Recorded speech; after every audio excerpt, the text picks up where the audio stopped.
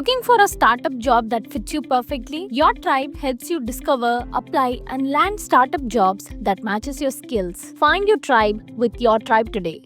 அண்மை செய்தி. ஆம்ஸ்ட்ராங் கொலை வழக்கை சிபிஐக்கு மாற்றக் கோரி சென்னை உயர்நீதிமன்றத்தில் மனு தாக்கல் செய்யப்பட்டுள்ளது. பகுஜன் சமாஜ் கட்சியின் மாநில தலைவராக இருந்த ஆம்ஸ்ட்ராங் சென்ற ஆண்டு ஜூலை 5ஆம் தேதி தனது வீட்டின் அருகே வெட்டி கொல்லப்பட்டார். இந்த வழக்கில் இதுவரை 27 பேர் கைது செய்யப்பட்டு சிறையில் அடைக்கப்பட்டுள்ளனர்.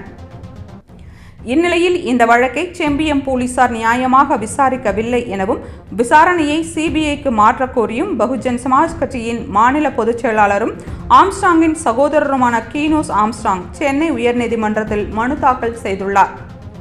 ஒரு தேசிய கட்சியின் மாநில தலைவராக இருந்த ஆம்ஸ்ட்ராங் கொலை வழக்கில் பல முக்கிய அரசியல் கட்சியினரின் தொடர்பு இருப்பதாக சந்தேகம் எழுந்துள்ளது.